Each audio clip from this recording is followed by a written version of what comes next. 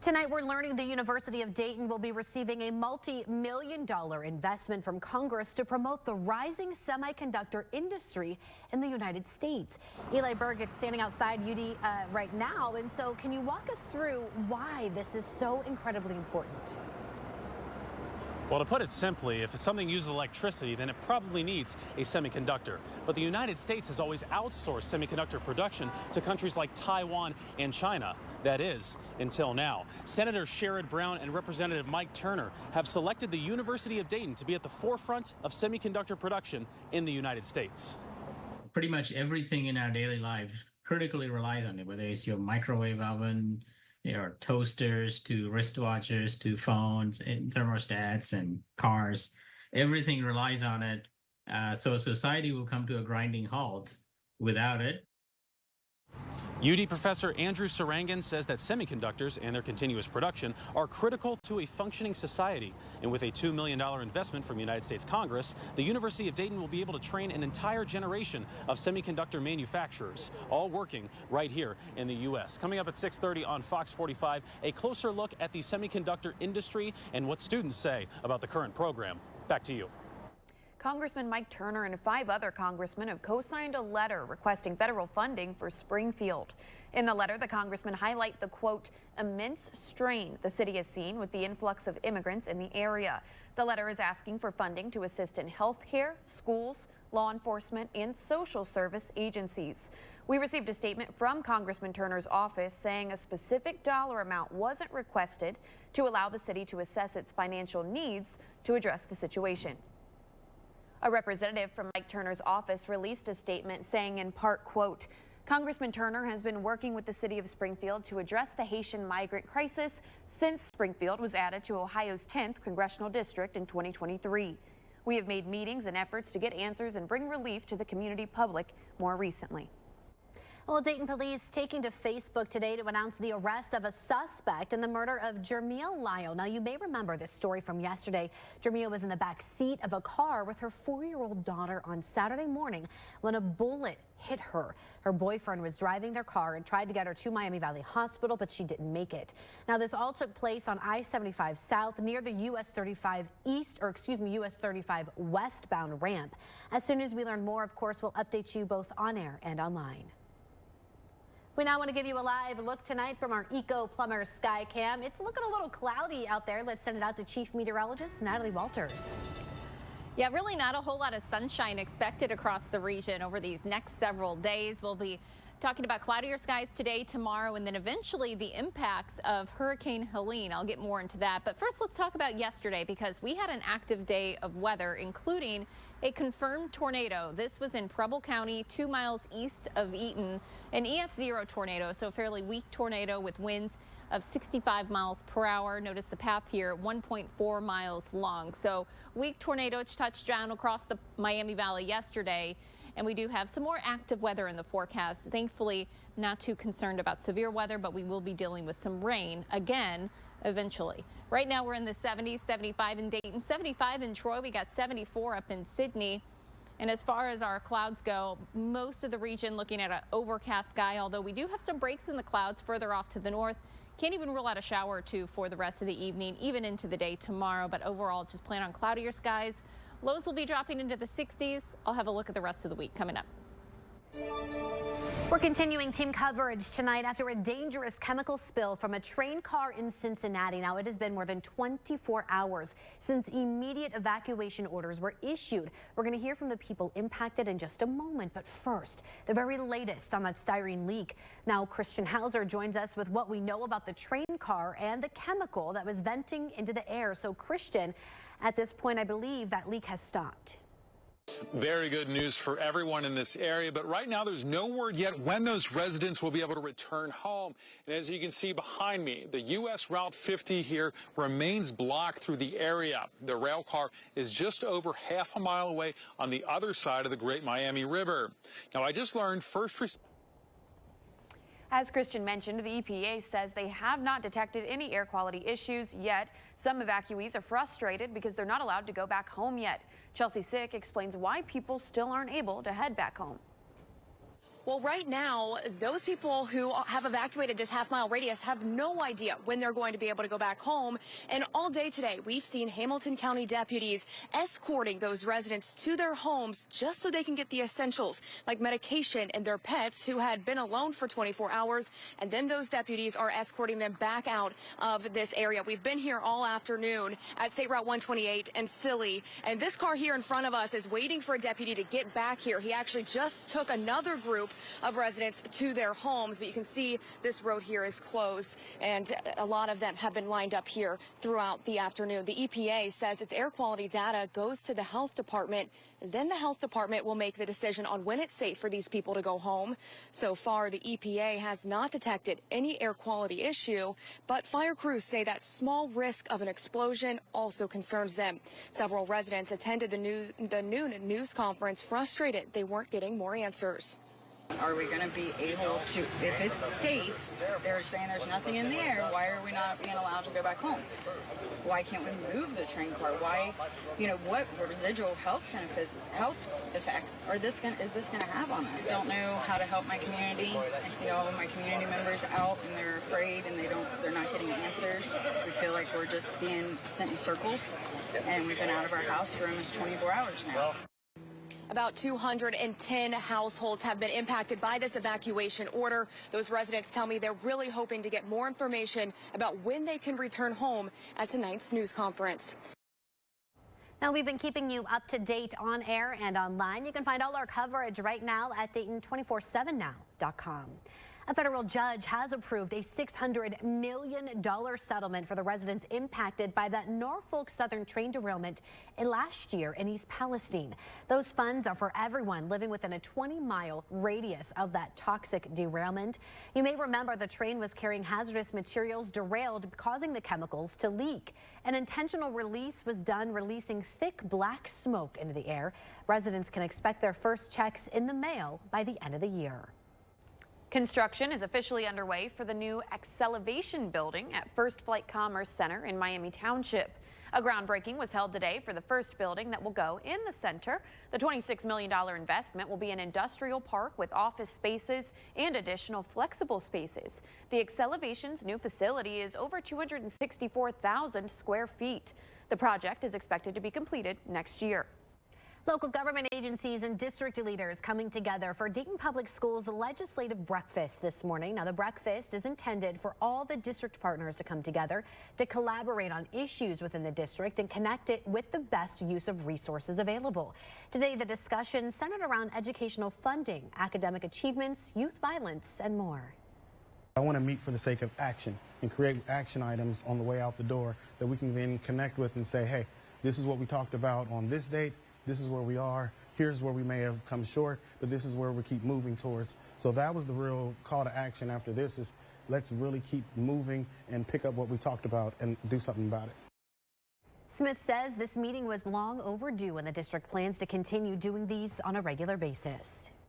Today, myself, Good Day Dayton host Tej Joshi, and photojournalist Mickey Staver were in Brookville for Career Day. We had a blast with kiddos grades preschool through 6th grade, explaining what it's like to interview someone and how the camera works. They also had a lot of fun checking out our weather vehicle and asking lots of questions about how we predict the weather. Okay, ready? There you guys are. And that's me and you guys. Or we'd see all the snow coming down. And then this one is behind us. Now, we weren't the only ones in attendance. The kids got to meet police officers, firefighters, members of the military, and more. Some of these people have college degrees, master degrees, some just have like a high school diploma. So we want them to see an array of different jobs that they could have in the future. This was the 4th year of this event, and they plan to keep it going in the future. Hurricane Helene making its way into the Gulf of Mexico as we speak. How residents in Florida are now preparing for the storm to make landfall.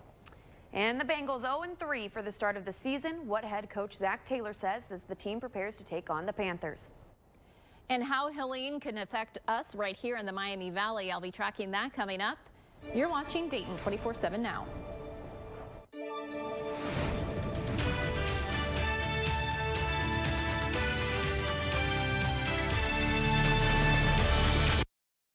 The Sports Desk is sponsored.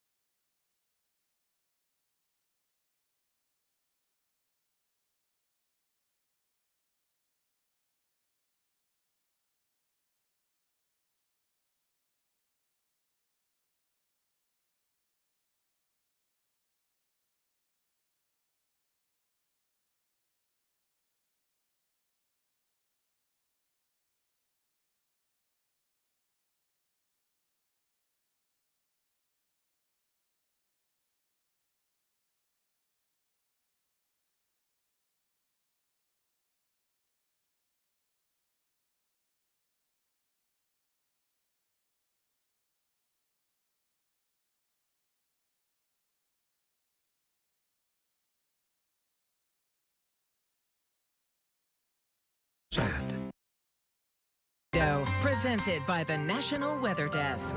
Hurricane Helene is already battering areas along Mexico's Yucatan Peninsula.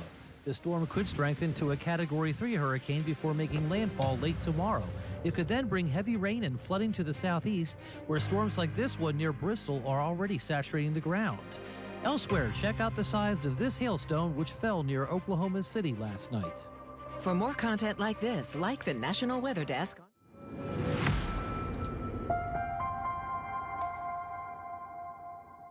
As Hurricane Helene inches closer to the Gulf of Mexico, Floridians are beginning to prepare for the worst, but continue to hope for the best. Specifically, areas in Florida's Big Bend region and the Panhandle where hurricane warnings have already been issued. Danny Travis shows us how people are preparing ahead of the storm. Partly cloudy skies and occasional rays of sun shine down over Apalachicola on Wednesday afternoon, an almost calming scene before the storm. But a message from Franklin County officials is leaving anything but a calm feeling for many who live here. A lot of people have not experienced a hurricane of this magnitude that is, fastly approaching us. The conditions are going to get really bad and you need to leave. That's why mandatory evacuations are already underway for the entire coastal county. When evacuation orders are implemented, that means once wind speeds reach sustained levels of 40 miles per hour, all emergency medical services like ambulance dispatch are stopped. We're a rural county, and so our limited ambulances that we have, we don't need them rolled over on the side of the road from wind blowing them over. Right now, Helene is forecasted to make landfall with wind speeds of more than 120 miles per hour. Back here at home, things are a lot calmer, even from yesterday, really. But I mean, it's really starting to ramp up. I was just saying, my cousin lives in Sarasota. I have family in Sarasota, so it's just, it's a little scary. Yeah, forecast now is even stronger than what it was yesterday. Now forecast to reach the intensity of a Category 4 hurricane. So this is going to be a very powerful storm impacting the state of Florida. Here's a look at it right now, which already is a massive storm taking up the majority of the Gulf of Mexico right now as it just made its way through the Yucatan Peninsula.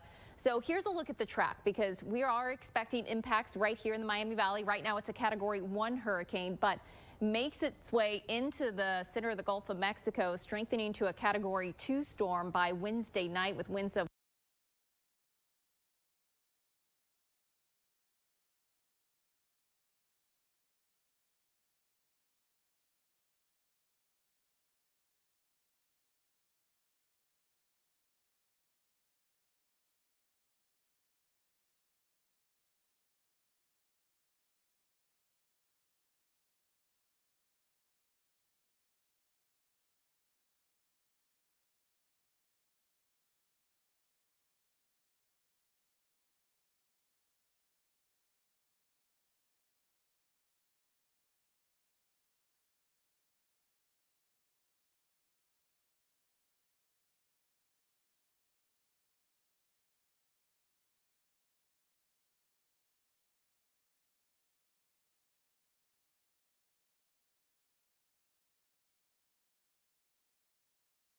Springboro is leading the way with homes on average staying on the market for only 41 days. That's nearly half the national average. The minimum average price for those homes is roughly $350,000. Homes in Centerville and Lebanon have seen a similar trend.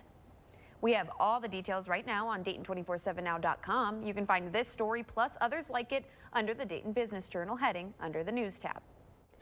Welcome into the Bob's Discount Furniture Sports Desk. The Bengals are now winless going into week 4 of the season after Monday night's loss to the Commanders in primetime. Head coach Zach Taylor saying this afternoon it's a humbling league. Yanni Tregellis joins us now with the coach's thoughts as the team prepares to face the Panthers. There have to be improvements all around if the Bengals are going to pick up their first win of the season on Sunday in Carolina.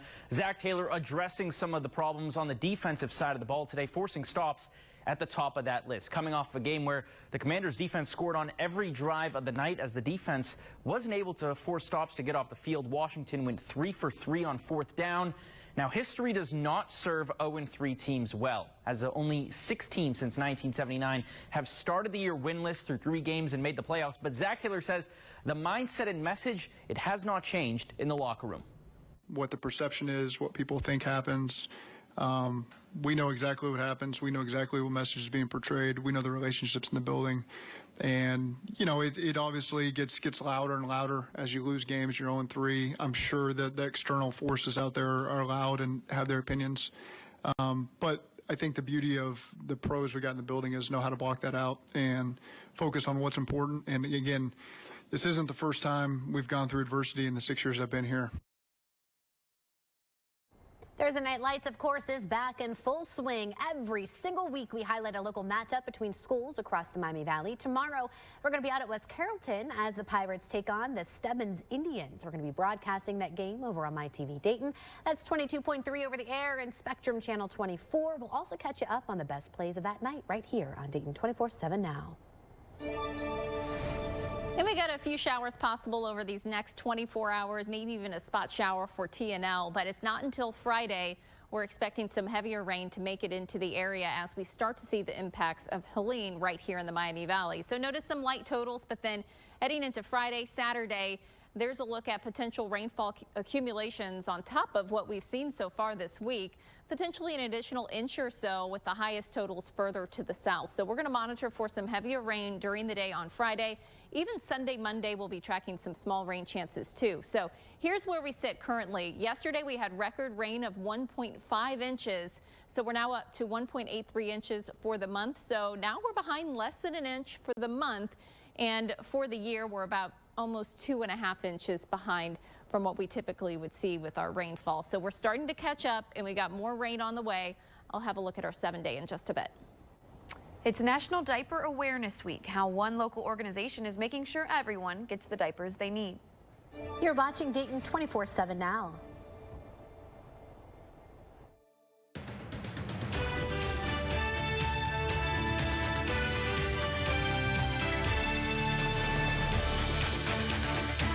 Thursday night, Stebbins versus West Carrollton.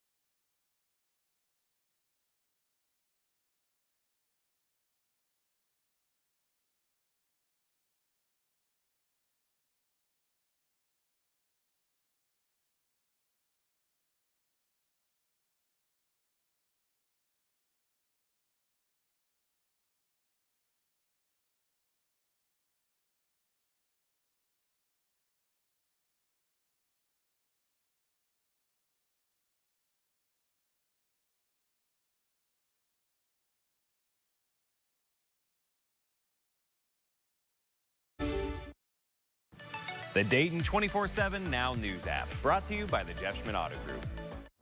It's National Diaper Awareness Week, dedicated to spreading the word about the need for diapers here in the Miami Valley. Tej Joshi shows us one local organization dedicated to getting diapers to those who need it.